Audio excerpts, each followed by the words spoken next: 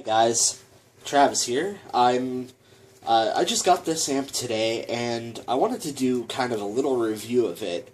It's going to be hard to review all of the things about this amp because, frankly, I've only had it a few hours, and I can't really comment on things like the quality and durability of the amp over a long period of time. So don't expect any of that. But I also wanted to take a bit of a different slant on the review of this amp, so I wanted to review it from the point of view of someone who plays extended range guitars, because I've noticed that you can go online and find reviews of amps like this quite easily. It is not hard to find a good review of a Hughes Kettner TubeMeister 18.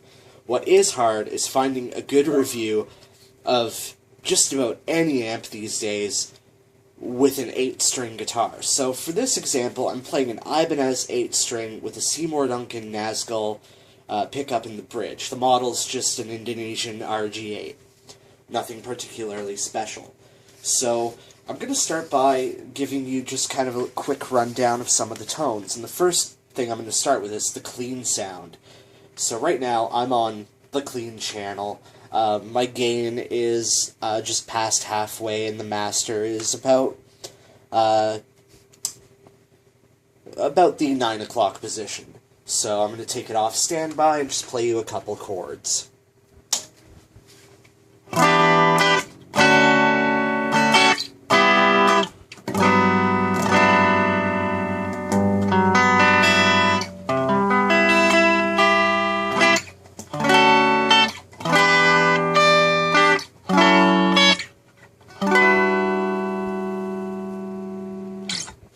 So, you can tell this thing has tone for days.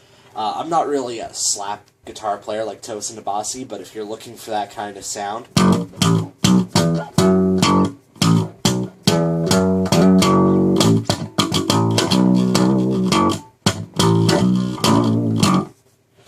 that's the sound you're going to get. So, really nice clean sound. Can't complain about that. I mean, that's why people buy tube amps. So I'm going to switch to the lead channel, and you'll notice right away that this tone is not exactly the most inspiring, because right now I'm on 1 watt mode.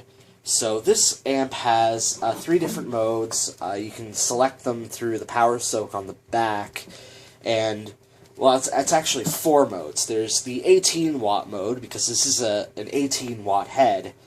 There's a 5-watt mode and a 1-watt mode, and then there's actually a speaker off mode, and you can actually unplug your speaker and run it with an XLR cable into your favorite DI or whatever.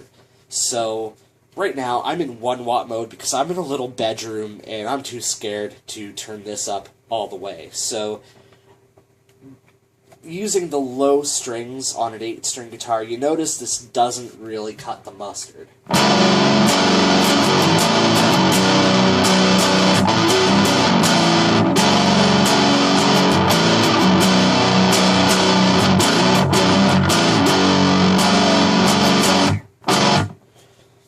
You know, it's not a bad sound, but it kind of lacks some oomph. It doesn't really punch you in the gut like an 8-string should. Right now, the EQ controls are set. The bass is actually cut a little bit. I could bring up the bass a little bit more, but you'll see why I don't in a moment. The mid and the treble are boosted a little bit. The treble a little bit more than the mid. I'd say the treble is at about the 2 o'clock position, the mid's about 1 o'clock. Bass is like, I call it the 10:30 position. But yeah, I mean, not a very inspiring tone on the low end in 1-watt mode. I haven't tried it in 18-watt yet, but when you start getting into like the more typical 6-string range, it starts to sound a little more, like, a little bit more like what you'd expect.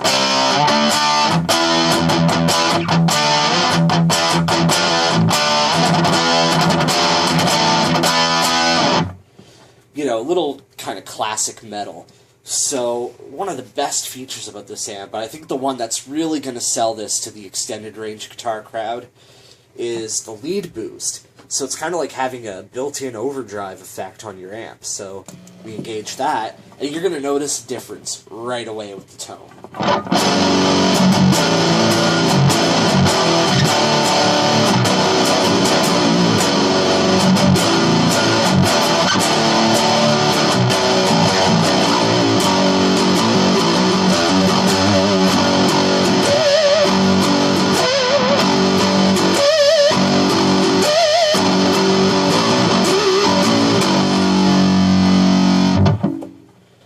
So, yeah, now she's got chunk. She's a snarly little motherfucker in this mode. So, even on 1 watt, I mean, that's incredible. I can only imagine when you put this thing into 5 and 18 watt mode, you might not even need that lead boost anymore, but in 1 watt mode, that lead boost sells this amp. Sorry for the dogs outside. It's pretty warm out, and you know, it's summer. I gotta have the windows open. But yeah, I mean, this is a great little amp, and it has pretty much all the features you would need from an amp this size. You know, 2 channels, 3-band EQ. I haven't tried the Redbox DI out yet, but I'm rather excited. I'm stoked to try that out. There's an optional foot switch. There's an effects loop. I'm not running any effects. This is just guitar straight into amp. I imagine without the lead boost, you could put a drive pedal in front of it, and it'll sound really great in the 1 watt mode. And yeah, these things are also quite reasonably priced. I mean, I picked this up for $669 from Long & McQuaid. I actually traded in my orange Micro Dark for it. So, you know, store credit and all that. And the cab I'm running is a Trainer Dark Horse 1x12. I'm not sure what speaker's in it. I didn't really look it up, but very nice cabinet, Canadian made.